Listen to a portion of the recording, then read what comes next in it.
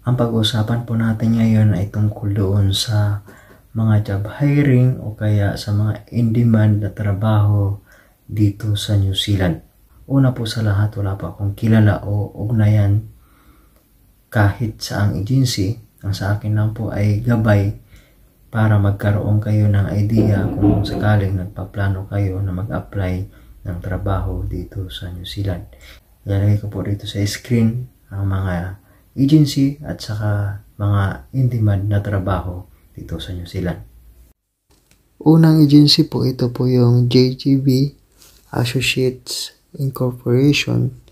Yan po yung mga hiring nila o kaya mga demand na trabaho nila dito sa New Zealand.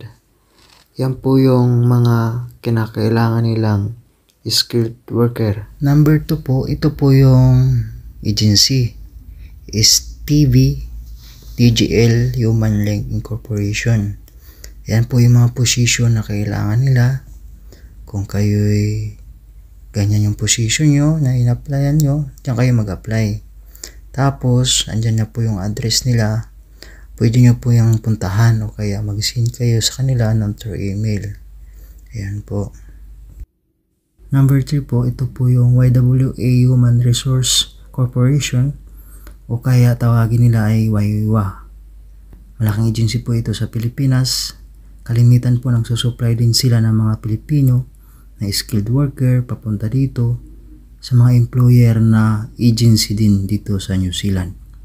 Kung kayo ay napabilang sa mga construction worker skilled, mag-apply po kayo dyan. Malaking agency po yan. Number 4 po, ito po yung MITAC Overseas Manpower Corporation. Malaking agency po ito. Kalimitan po nag-hire sila ng mga taong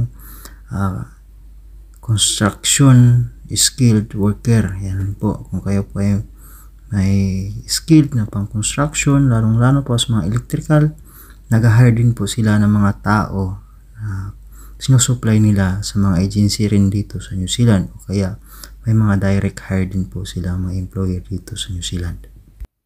Number 5 po, ito po yung Caves Treasure Manpower and Construction Corporation. Yan, kalimitan din po mga structural steel fabrication, welder, fabricator. Yan po yung mga hina-hire nila. Electrical, mga electrical po. Pwede po kayo mag-apply dyan sa Caves. Isa po malaking agency po yan sa Pilipinas. Kalimitan din po, nagsusupply din po sila ng mga Pilipino sa mga employer na agency dito sa New Zealand. Number 6 po, ito po yung HRD. Yung HRD po ay malaking agency po dyan sa Pilipinas na nagpapadala din po ng mga tao papunta dito sa New Zealand. Lalong-lalo na sa mga skilled worker, lalo na sa mga construction, electrical. Lalo na sa electrical kasi po yung mga kasama ko sa trabaho ngayon, yun po yung mga agency nila electrical. Kahit po hindi sila mga college level, high school graduate lang po, pero nabigyan sila ng pagkakataon na po makapagtrabaho dito sa New Zealand. Number 7 po, ito po yung September Star Incorporation. Malaking agency din po ito at kalimitan nagpapadala ng mga tao kaya nag-hire ng mga Pilipino na punta dito sa New Zealand. Ang kalimitan po na employer nila ay yung mga agency rin dito sa New Zealand. Number 8 po, ito po yung Staff House International Resources. Isang malaking agency din po dyan sa Pilipinas na kalimitan nag-hire at nagpapadala ng mga Pilipino skilled workers dito sa New Zealand. Ang kalimitan po na client nila ay mga agents, malalaking agency dito sa New Zealand at may mga direct hire din po sila. Andyan, kung gusto nyo pong mag-apply, andyan na po yung mga address nila.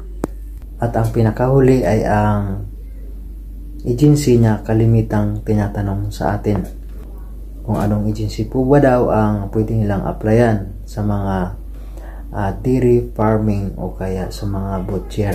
Yan po.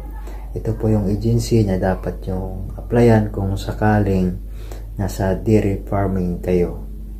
Ito po yung agency na nag-hire yung mga dairy farming dito sa New Zealand. Ito po yung laging tinatanong sa atin kung anong agency po ba daw ang nag-hire ng mga tao tungkol sa mga dairy farming at saka sa butcher dito sa New Zealand.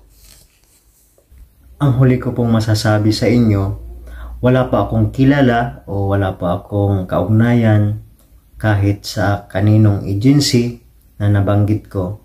Ang sa akin lamang po ay isang gabay para magkaroon kayo ng idea kung saan kayo dapat mag-apply. Ang sa akin naman po, mag-ingat po tayo kasi may mga tao pong mapagsamantala. Kaya magiging matalino po at wala po akong hinahangad kundi matupad at makamit nyo rin balang araw ang iyong mga pinapangarap na makapagtrabaho dito sa New Zealand. Kaya maraming salamat at good luck sa inyo.